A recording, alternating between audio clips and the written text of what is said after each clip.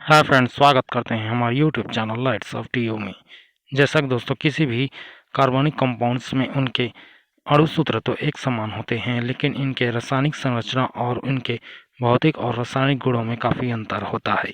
इसी के आधार पर आज हम जानेंगे इसमें पड़ने वाले प्रभाव और इसके संरचना से संबंधित और एक विशेष गुण के बारे में जानकारी हासिल करेंगे।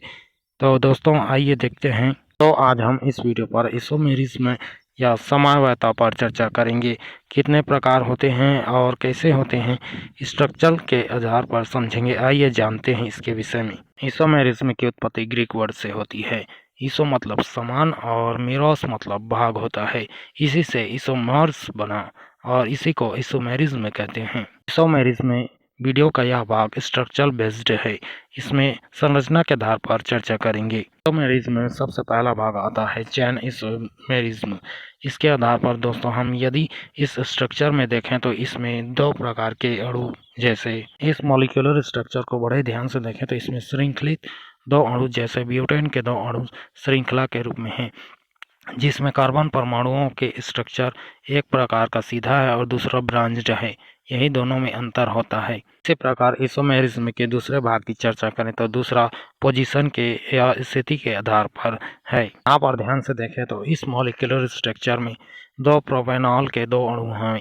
इसमें कार्बन का स्ट्रक्चर तो एक समान होता है, वहीं इसके क्रियात्मक समूह जो अलग अलग और भिन्न भिन्न स्थिति में अलग अलग स्थान पर स्थित हैं। मॉलिक्यूलर स्ट्रक्चर में क्रियात्मक समूह हाइड्रॉक्सिल समूह हैं।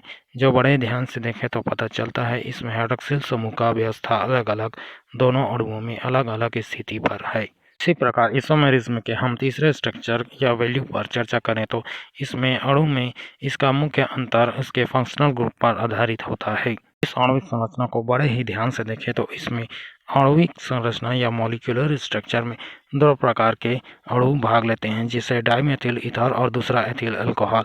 इनके तो अणु सूत्र एक समान होते हैं, परंतु इनके मॉलिक्यूलर स्ट्रक्चर में इनके फंक्शनल ग्रुप अलग अलग होता है। जैसे बड़े ध्यान से देखें तो वहीं इसमें एक में क्रियात्मक समूह ईथर होता है, वहीं दूसरा एथिल अल्कोहल में उसका क्रियात्मक समूह हाइड्रॉक्सिल समूह होता है। अब आइसोमेरिज्म में आने वाले अब चौथे स्ट्रक्चर की वैल्यू की चर्चा करते हैं। इसमें इन मॉलिक्यूलर स्ट्रक्चर को बड़े ध्यान से देखें तो इनका आणविक संरचना के आधार पर देखते हैं तो ये ईथर के विभिन्न आणविक समूह होते हैं।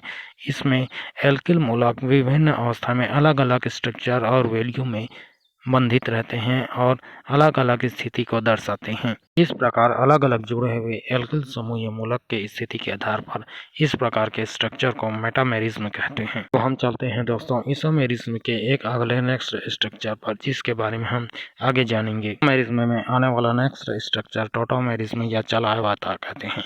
इसमें इसका मुख्य स्थान यह रासायनिक साम्यावस्था पर आधारित होता है। यह भी क्रियात्मक समूह पर आधारित एक स्ट्रक्चर है, जिसमें मॉलिक्यूलर स्ट्रक्चर में सभी समान अवयवी अणुओं से जुड़े रहते हैं, जिसमें हाइड्रोजन परमाणु दूसरे परमाणु के बहुबंधों से जुड़कर और नए बंध बनाता है और इसके प्रकार अलग अलग नए नए बंध बनते रहते हैं। यह लक्षण तभी बनता है जब रासायनिक अणुओं में उनकी अवस्था साम्य अवस्था में स्थित रहती है।